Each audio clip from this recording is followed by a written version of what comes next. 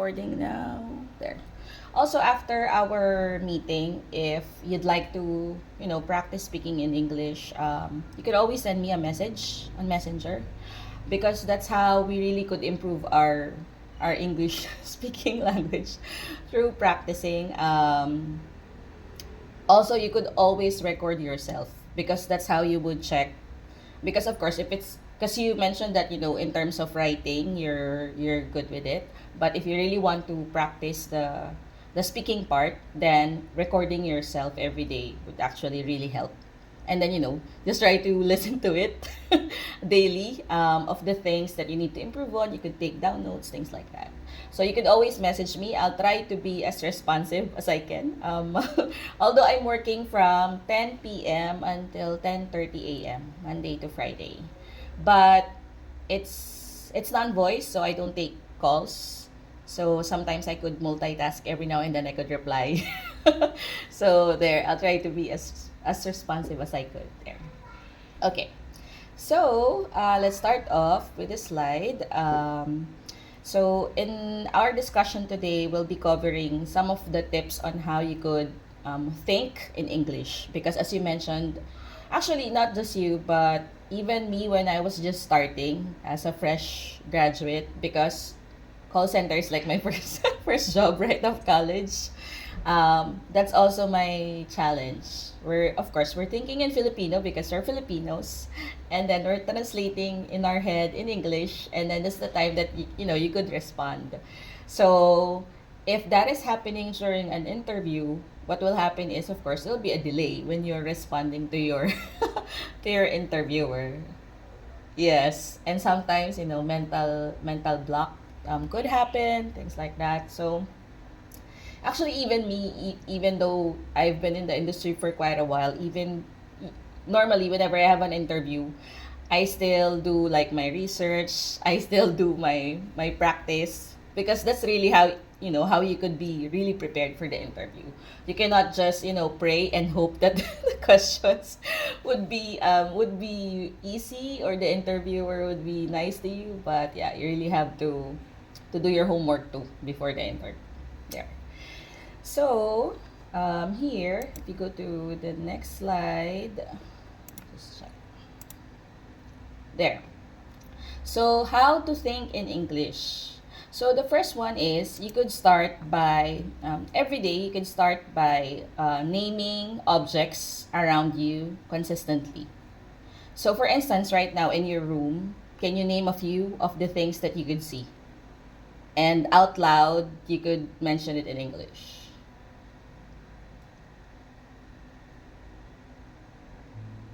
There. Okay.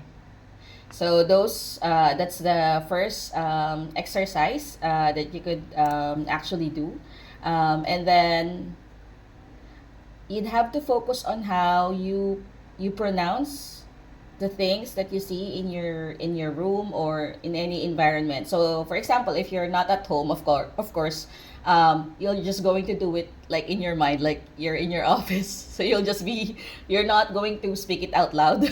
You can just think about it in your mind. And then if there are certain words that you're not sure how to pronounce, you could take note of this website. It's youglish.com. Let me see if I could share this. Hold on. Um, entire screen share.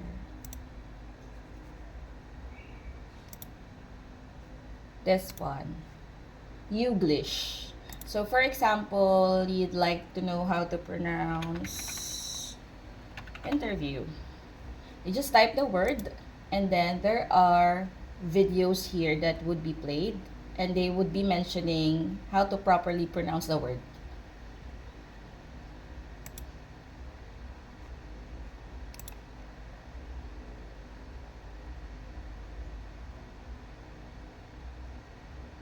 There. So, native American English videos, and they would tell you like how to properly pronounce the word that you're going to type. So, interview, what else?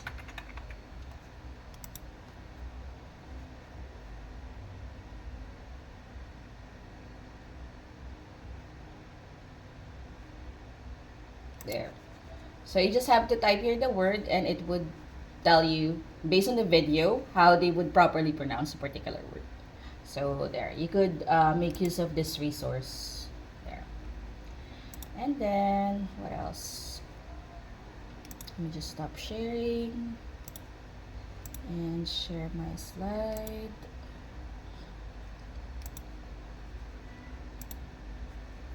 Next one would be to think in simple sentences. So, for example, you could look around you and what can you say about anything in your environment right now? So, it could be just 3 to 4 word sentences. So, for example, you could say, this chair is comfortable, my desk is messy. So, right now in your environment, what are some of the things that you could describe in your room right now? Your room is messy. Same with me. What else have you observed?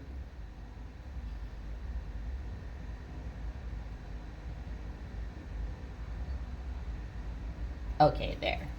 So in training your mind to think in English, it doesn't need to be very complicated. You can start just with simple sentences. So we start with object first, and then afterwards think in simple short sentences only. Okay. So that's the second assignment, second exercise that you could do daily on your own, even after this training. And then the last one is to have small conversations with yourself in English. So it's up to you if you'd like to say it out loud or if you'd like to just keep it to yourself. So every day, what you could do is 2 to 5 minutes every day. You could have a conversation with yourself. It could be at the start of your day or at the end of your day. You could just summarize what happened. So let's try to do like a practice for that. So for example, on my end, so earlier today, after I'm done with my job, I prepared for this lesson plan so that we can have a discussion about how to improve your English communication skills and some of the interview tips. So there, it could be as short as that. So let's try on your end how you could summarize your day, like what happened on your day.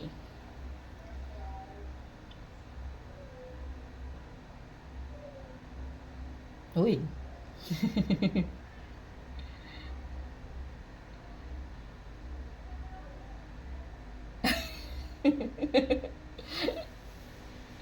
Oh no. Did you have your dinner? Did you have your dinner? Not yet. Same here. Okay. Okay. All right. Me, I just took a quick makeup because because of the training. Okay. So there you could do those short summaries. It's up to you if you want it to be like recorded in your phone so that you could go back once you have free time and listen to how you sound, or sometimes you could do like a journal. You could write it down. If you have a diary, online journal, or physical journal, you could write it down.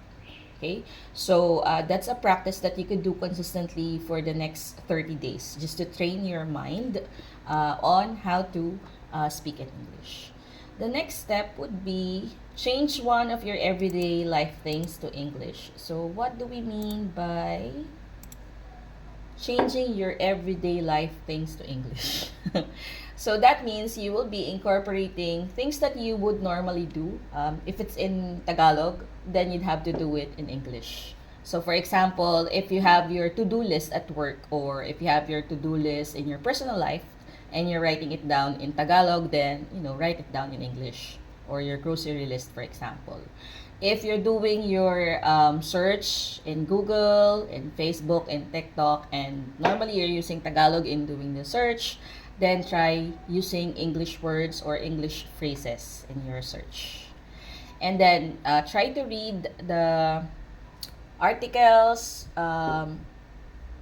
in English. So English newspaper or English articles, or listen to the news in English. So if you'd normally listen to Tagalog news, channel channel 27 or whichever channel that you'd listen to, Tagalog news. So try to switch to like a CNN news maybe. So any news that is in English. Or if you prefer, watching movies instead because it's more fun than than hearing a news. So, watch a movie if you have Netflix or YouTube or even in TikTok. Just make sure you follow English related things online so that you'll be more exposed to English. I think for me, what really helped is because I've been working with US clients like every day of my life. It became normal because I'm forced to think and speak in English every day because we have a meeting with them every day. So I get to practice every day. So I know on your end it's challenging because of course in your work you're not usually conversing with your office mates in English, right? So that's why you could use me as a resource person. If you'd like to practice, you could send me like a short audio message, or I think an audio message is better than typing because you want to practice it, the oral communication skills, right? So you could send it to me as an audio message, and then if I have feedback on those messages, I'll try to respond back. Probably using audio message as well or by typing if I have feedback there. And then the next one is the one that I mentioned. So use English when writing on your journal. So I don't know if it's still a thing. Like back in my days when I'm still in high school, like having a diary is like, I don't know with your generation, with the Gen Z generation, if it's still something that you guys are still doing. Not anymore.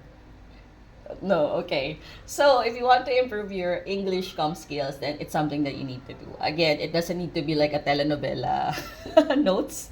It could be just a few sentences or just one paragraph summarizing what you did for the day. So there, start using journal. It could be either a physical journal, or if you want it like online, just on your phone, just type on your notes a summary of what happened in your day.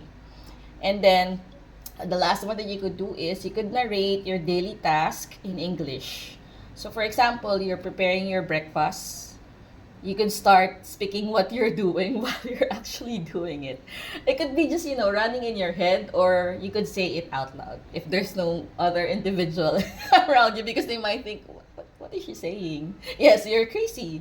So, I'm opening the stove, I'm putting the I things like that. So it sounds silly, but if you think about it, if you're really, exposed to it 24 by 7 or almost every day in your life, it becomes natural, right? So again, you start with just the objects, followed by short, simple sentences, and the last one would be applying it in your daily life.